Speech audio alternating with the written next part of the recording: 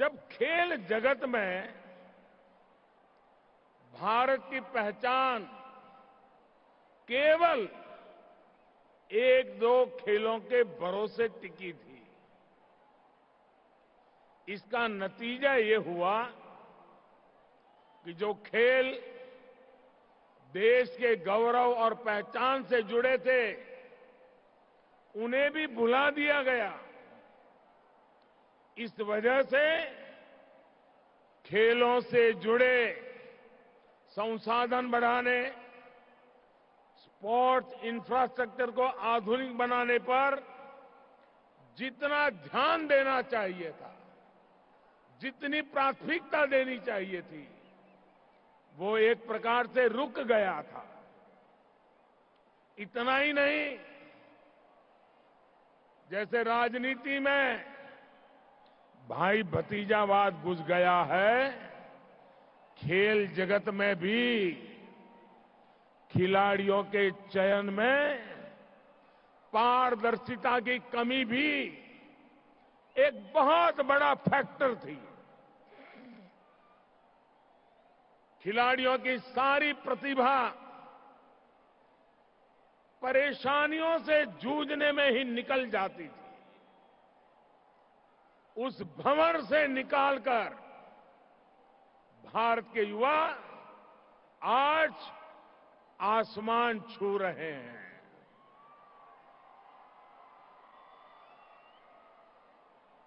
Gold और silver की चमक देश के आत्मविश्वास को भी चमका भी रही है और चमत्कार का अनुभव भी करा रही है। दुनिया का सबसे युवा देश खेल के मैदान में भी एक ताकत बनकर उभर रहा है। टोक्यो ओलंपिक्स और पैरालंपिक्स, उसमें हमारे खिलाड़ियों ने इस बदलाव को साबित किया है। टोक्यो ओलंपिक्स में भारत ने पहली बार 7 मेडल जीते हैं। यही रिकॉर्ड भारत के बेटे बेटियों ने टोक्यो पैरालंपिक्स में भी बनाया। भारत ने इस वैश्विक प्रतियोगिता में 19 मेडल जीते। लेकिन साथियों, ये तो शुरुआत है। न हिंदुस्तान रुकने वाला है, न हिंदुस्तान थकने वाला है।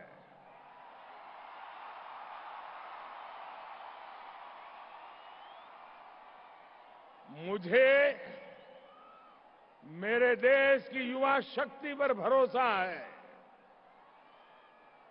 मुझे मेरे देश के युवा खिलाड़ियों की तपस्या पर भरोसा है। मुझे मेरे देश के युवा खिलाड़ियों के सपने, संकल्प और समर्पण पर भरोसा है। और इसलिए आज मैं लाखों युवाओं के सामने हिम्मत के साथ कह सकता हूं कि भारत की युवा शक्ति इसे बहुत आगे लेकर जाएगी।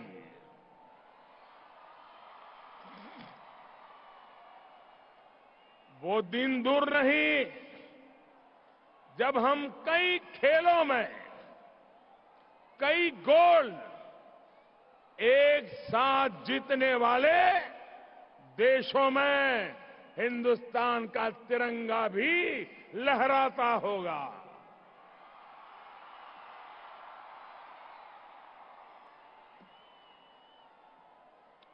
साथियों, इस बार यूक्रेन से जो नौजवान वापस आए हैं, युद्ध के मैदान से आए हैं, बम गोलों के बीच से आए हैं, लेकिन आकर के उन्होंने क्या कहा? उन्होंने ये कहा कि आज तिरंगे की आन बान शान क्या होती है, ये हमने यूक्रेन में अनुभव किया है।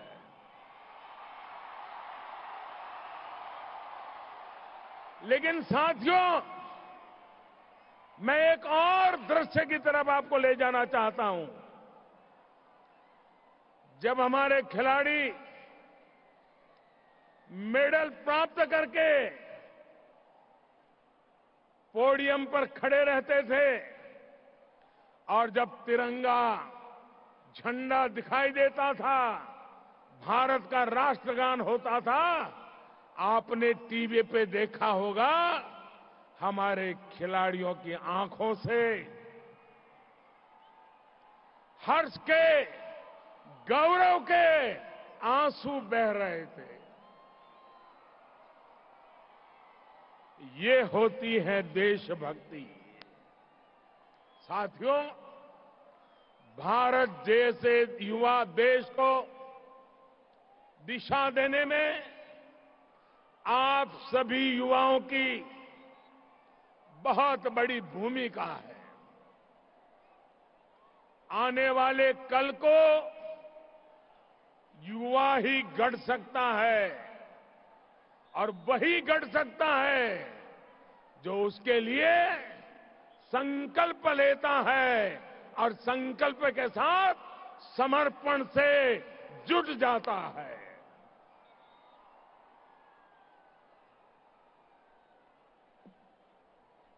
आज इस खेल महाकुंभ में गुजरात के अलग अलग इलाकों से,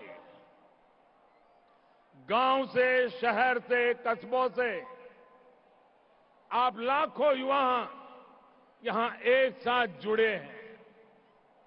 आप अपने सपनों को पूरा करने के लिए दिन रात मेहनत कर रहे हैं।